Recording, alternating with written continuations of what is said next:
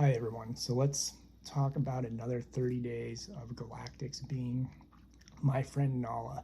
Now, before I share this with you and before we try to talk to her, if she's willing to talk, see if she connects with me, or I'll just tell you the story, which is probably what I'm going to do.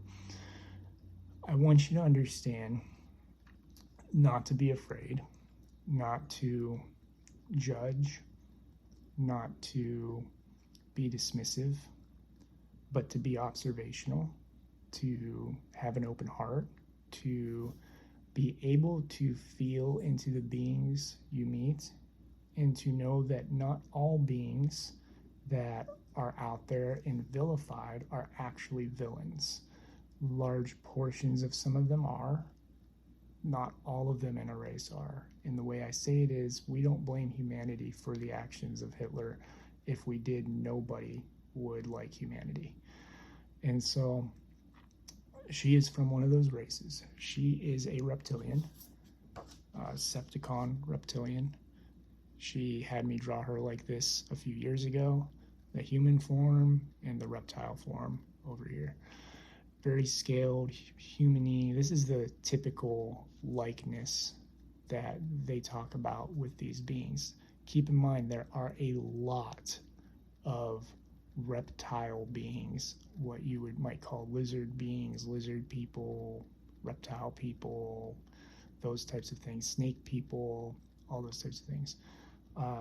They are not necessarily malicious. Now, I met Nala because of a malicious one. I had an encounter where one was sending and bringing in lower vibrational beings who didn't even want to do what they were being forced to do. He was telepathically strong enough to control these very, very low vibrational, fear-filled energies to hit my apartment and cause chaos. And I have an experience about that on my extraterrestrial experiences page that's like an hour long. It's where I think it's called banned books or something, because I get my books got banned after that on Amazon. And so I had that experience with him. It was the first one I had ever experienced, and from the common lore, I was like, I never want to work with one of them again. There's no way in hell. I know who they are. We know the lore is everywhere, all of this. My guides came in and immediately removed him. They found him somehow through what he was doing. I even remember him at one point saying, "Oh my God, I didn't know who you were, or I wouldn't have even tried this," type of thing. That's a long story of how that interaction went and everything that went on. But my guides came in, took care of this scenario, and I was told he was put into basically like a galactic prison of sorts. And I've heard different explanations of what that means. I don't necessarily know exactly what that means, because I kind of get different feelings of that, but that he's in a space where he's not harming anybody anymore. So then that, like the next day, or maybe that same night, another one pops in my head and is very shy and very calm and strong. Not shy, but like shy to interact with me. She's not shy at all. She was shy and careful and cautious. Cautious is probably the better word, to interact with me because of what I had just been through. And my guides went, "You need to talk to her. You need to talk to this one. This one is good. This one is benevolent." As my guides always say, if we bring them to you, you have nothing to worry about. If we don't bring them to you, then you have to really use your discernment to make sure it's not something else. And so they brought her to me, and they kept her at a distance, and I could see her in a suit. I believe she was always wearing a suit. Very, very like proper is the word that comes to mind. I don't know why the word proper comes to mind, but very proper and beautiful in that space. But just in the back of my mind, standing there like, "Hey, I want to talk. Can we talk?" I'm like, "Nope, absolutely not doing it," type of thing. And then I said, "You need to give me space to get over what I just went through and heal from it." And she did. I asked her that. She went, "Okay." She pulled back, she left, she faded away, but she wasn't gone. I knew she was local to the town. I knew she was somewhere close and watching and just kind of telepathically pinging every once in a while, like, hey, can I? Nope, not right now. It took about 6 months or so. And then I had something I had to do in town, and it was kind of this thing where spirit created it to force me to go into this building because it never should have happened. And basically what it was is I received a document saying that I owed something when I shouldn't have even had an account with this organization. Like, there's no, it's like, no. I went in and they're like, yeah, you why did you get this type of thing? So it was created by spirit for me to meet this being. They sent me this, and I went, I got to go take care of this. And that night before I took care of it, she came and she's like, can I talk? And I go, okay. And she's like, you're going to meet me tomorrow. Do not be afraid. And I went, what? And then she goes, I am in your town. I work in your town. I'm here trying to do work to help shift the narrative around them and to kind of heal and grow and all this other stuff. So I go, okay. And she's like, you're going to see me, but just don't be afraid and don't say anything to me about it. And I go, okay. So I'm not entirely sure because of that part if she's actually consciously aware of who she is right now. So I go into the building, and the woman who's in the building, who I know, isn't there, and she's always there. It's a building I've been into before, but I just shouldn't have an account with this program and situation. She's gone, and I'm like, well, that's weird. Where'd she go? And so I go and I'm walking around randomly, and there's nobody, and all of a sudden I find somebody walk in the door, and she's like, oh, do you need help? And she's got this blondish hair with some brown going through it. I don't necessarily notice the brown right away. And she looked more like a blonde. Very strong woman. She was in, workwear, I guess we would call it, business casual maybe, but not really casual, maybe like between formal and casual.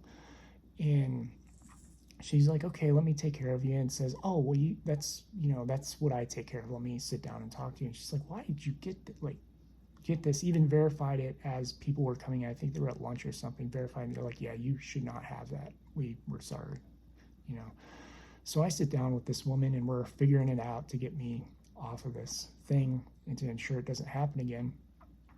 And I can see like her fingers are strong, like stronger than I've seen any woman have strong fingers. And I know there are women out there that lift and do strength training exercises, and that this didn't seem like that. This seemed natural, like this was just her natural body type. And I'm like, wait a second. And I'm looking at her, and as we're talking and thinking, like, I had drawn her before or maybe I was just thinking back on the experience, but I was sitting there and I was like, wait, is she hit? And at one point, it's like she telepathically thought of me thinking about her hair, because I remembered there being brown in her hair. And as I thought that, I was like, I remember there being brown. She kind of went like this. And it was blonde hair where they do that layering. So it's like blonde, but then the brown is underneath type of thing. The darker hair is underneath. And so she had this energy to her that was Nala. Like, I'm just like, that's her standing in front of me. And I just wasn't sure if she was actually aware of it. But there were things that were being done that I'm going, I wonder if she is aware of it and she's actually one of the shape-shifting ones, or she could be a star seed type version who took on a stronger body type because of the star seed energy. Either way, she was real. And I walked out of there going, oh my God, I just met her, and they were absolutely right that she was real.